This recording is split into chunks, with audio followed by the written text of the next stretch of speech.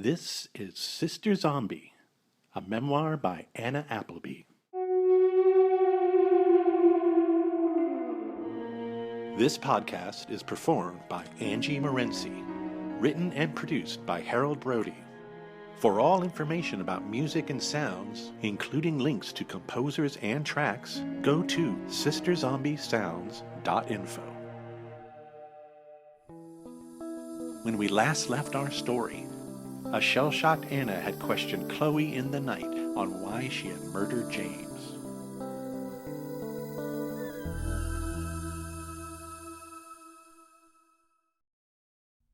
Chapter 35. Breakfast Sucks.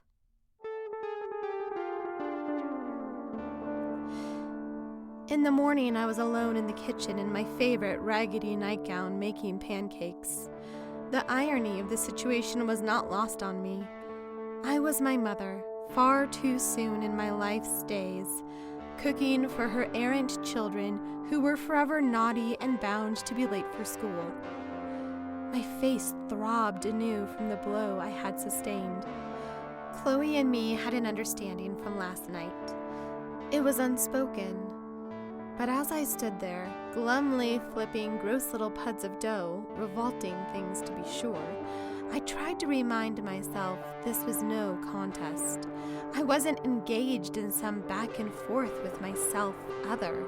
I was her master, and as far as I could tell, this is the way it would always be.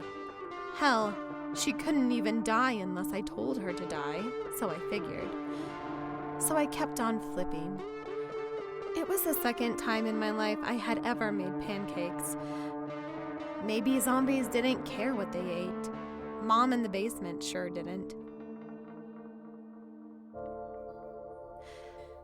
The new wild card in our game was, of course, James.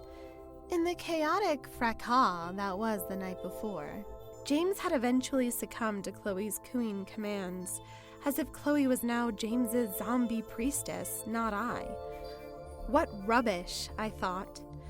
By my calculus, James had simply latched onto the soul he thought was mine, and indeed was my soul's very close facsimile. Not only that, but Chloe and I were joined in the ritual, joined in the ceremony, joined in the process, joined as ever, joined in all. My heart told me, quite simply, Zombie James couldn't tell us apart. Indeed, that would explain James's forgetting to hate me, Anna, like he was supposed to do after Chloe's perceived death. He couldn't possibly hate me anymore. Anna could be Chloe, or Anna, and Anna could be Anna or Chloe. It was plain. Then came a twinge. If James was so easily duped into thinking Chloe his master, then perhaps my Bokor powers were not so unique, did not come from within me, were not mine and mine alone, in the sense of a deep spiritual singularity that was the all-powerful me. All my beliefs about being the only one chosen to perform the act of restoring life, all my sinful pride of ownership and elevation, all the pictorial splendor of seeing myself adorned on mountaintop as high priestess of the underworld. All this was self-delusion bullshit, and I was just another amongst the fallen, anonymous, nameless, hideous to the core.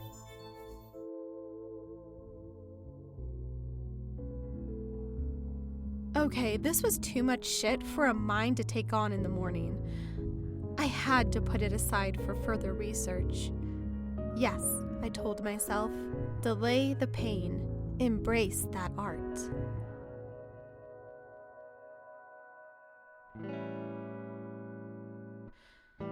I flipped the last pancake out of the pan, right on cue, because I could hear Chloe's voice from the top of the stairs, just as we planned. "Come downstairs, James!" Chloe called out rather much too loudly. "Come down and eat the nice pancake breakfast that I made for you." As somewhat clumsy footsteps descended the stairs, I calmly made myself hidden, exiting the kitchen into the garage, closing the door behind me. Part of me was disgusted by everything. Those two idiots playing house, my forced servitude to them, and part of me tried not to care, remembering that they represented a world that I had rejected, seemingly for good. But another part of me wanted to spy on those two, to witness the dynamic, to see how Chloe was handling him, and, in all honesty, just to watch James again, even if he was, as I'm sure he was, lessened as a man. There was a window to the kitchen at the front of the house. It was a quiet morning. I didn't see the harm in spying in on my own house, if just for a few minutes. So I went outside and positioned myself carefully, so all they would ever see of me from the kitchen inside would be a forehead and two squinty eyes perched at the bottom of the sill, should their gazes in some unlikely event find it. I felt secure, and I could see them through the half-transparent silk mom curtains. They were both in their school uniforms, sitting at the banquette. Chloe was watching James eat. James's motions were jerky, awkward, robotic, a sick take on Frankenstein's monster, I thought. He was indeed lessened, but still, I saw his potential, even in terms unique to zombie. Chloe talked in loud monosyllables, all the better for me to hear them. "That's right! Eat up!" she bellowed. "You need all your strength for the big game tomorrow." That's right, I had forgotten. The big football game was tomorrow. "I'm Star!" James suddenly shouted with a force that startled me. Christ, I thought. The neighbors might hear him. That's how loud it was. And he was speaking already? Chloe must have taught him. I'm certain that among her first instructions to James was that he was the best quarterback in the history of everything. And James would lap that up, little doggy he that was. Chloe never missed a beat. She knew she had to fill the air with something, lest James be so bold as to have an independent thought. "That's right, you're a star," she said. "And you're gonna win." "Win!" screamed James. "Holy Christ, tone it down." "That's right," affirmed Chloe again, who, as she said this, caught a glimpse of me and bugged out her eyes. She made a shooing motion with her hand, but I wasn't going anywhere. I wanted to take in all the spectacle I could. Chloe looked a little angry at me as she kept at James. "Now you just sit here and let me feed you, 'cause that's what lovers do. Isn't that right, big boy?" Barf. "That's right," James hollered just before Chloe crammed some pancake into his waiting gob. She gave me the evil eye for her next line. "And who do you love, my hunky-chunky man?" "I love you, Anna!" yelled James without hesitation. Yeah, I thought, whatever, bitch. I'm Anna too, you know. "Now give me a kiss, real gentle," said Chloe. "Fine, bitch. Why don't you just start humping him on the bench? You once a slut, always a slut, whore." "Okay," screamed James. And then it became comical. And I was gifted the witnessing of the world's most awkward kiss. Two reincarnated by my own hand dribbly creatures, salivating at each other like they were in the dark.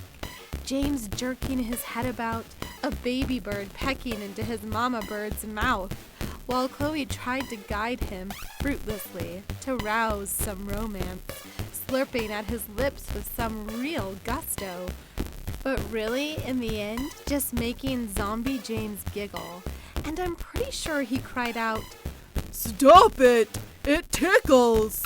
Though I have no idea who ever would have taught him that. All I know is that it made me laugh the laugh of a lifetime, which was a sensation so foreign to me that it activated muscles long dormant. And I think I actually pulled something in my side, but I didn't care. I just keeled over and let the pain fuel my laughter even more. And I could have laughed there for hours and forgotten about the rest of the world, which I must have kind of done anyway, because when I finally spun around and turned my gaze toward my front yard, there, standing in front of me, with his car parked behind, was Mr. Spellman, the biology teacher.